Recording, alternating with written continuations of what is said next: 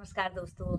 देली पूजने के लिए मैंने पूछा था कि देली कौन पूजता है, बेटी या बहू। तो हमारे कुमाऊं उत्तराखंड में देली पूजन बेटियां करती हैं, और जब उनकी शादी हो जाती है तो वो ससुराल से जब मायके आती हैं तो तब भी देली पूजती है, और जब जाती है तब भी देली पूजती है। और चावल डालती है देली के अंदर और कामना करती है अपने मायके वालों की कि ये सुखी रहें, संपन्न रहें, और उनके सुख समृद्धि की वो कामना भगवान से करती है। और जो ये चैत के महीने की देली पूजन होता है, इसमें छोटे बच्चे, वो बेटा बेटी दोनों कर सकते हैं, और ये बच्चों का त्योहार होता है।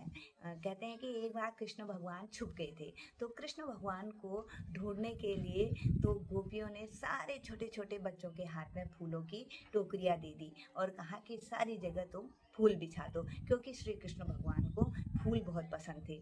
तो सारे बच्चों ने फूल सबकी देरियों में फूल रख दिए कि इन फूलों को देख के वो कन्हैया हमसे मिलने आएंगे करके, इसलिए कन्हैया से भी जुड़ी हुई है ये। तो ये बच्चों का त्योहार, बच्चे खुश होते हैं, पहले दिन से अपनी टोकरी सजाते हैं, फूल तोड़ते हैं, रंग बिरंगे बुरांस के और पत्थर चट्टा के, सरसों के, प्योली के, ये कई किस्म के फूल तोड़ के अपनी थालियों में रखते हैं। और उस थाली में थोड़े चावल भी रख लेते हैं। घर से माँ देती है, सबसे पहले गुड़ देती है, पैसा देती है, और फिर बच्चे वो पूरी टोली बनाकर पूरे गांव में घूमते हैं और गाना भी गाते हैं।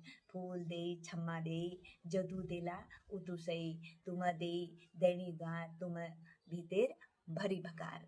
तो इसका मतलब होता है कि हम तुम्हारी देली में फूल रख रहे हैं, तुम सुखी रहो, संपन्न रहो, और हमेशा हम तुम्हारी देली को पूजते रहें, और आप निरोगी रहें, आपके घर में धन संपत्ति की कोई कमी नहीं हो।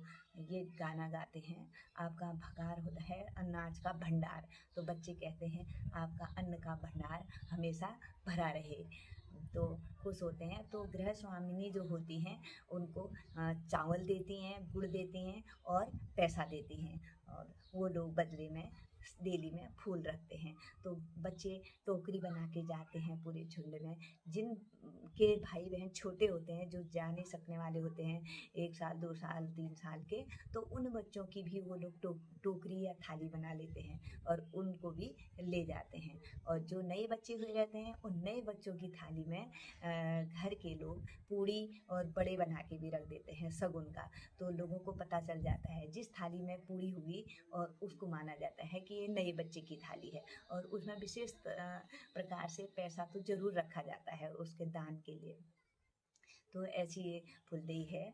और जो देली पूजन होता है वो बेटियां करती हैं, और बेटियों का ही देली पूजन होता है। और ये हमारे सनातन धर्म में, हिंदू धर्म में नए साल की शुरुआत होती है। ये हमारे भारतवर्ष का नया साल शुरू होता है चैत के महीने से, और इसी की खुशी में लोग अपने घरों में रंग रोगन पुताई करते हैं। और नवरात्रि भी आती है, देवी के व्रत होते हैं, जगह जगह भागवत होते हैं, जगह जगह कीर्तन होते हैं, और नए उल्लास से पेड़ों में नए कल्ले खिल जाते हैं, नए कई किस्म के फूल खिले रहते हैं, और बहुत सुंदर ये महीना होता है। और भिटौली का महीना भी होता है, इसमें बहनों को भिटौली दी जाती है। और हाँ, कहा जाता है कि जब तक भिटौली नहीं दी जाती है या अपनी भिटौली नहीं आती है, तब तक इस महीने का नाम भी नहीं लेते हैं। पहले हमने सुना था अपने ईजा लोगों के मुँह से। अब तो मैं तो जा रही थी भिटौली देने, पहले दिन ही गाड़ी में मेरे से किसी ने कह दिया कि चैत का महीना लगा है। तो इसलिए अब ये चीज़ें नहीं रह गई हैं, इन्हीं को हमें बचाना है, अपने रीति रिवाज को, और आगे तक पहुंचाना है। इतना ही इसके बारे में है। फिर मिलते हैं एक नए शब्द के साथ, तब तक के लिए धन्यवाद।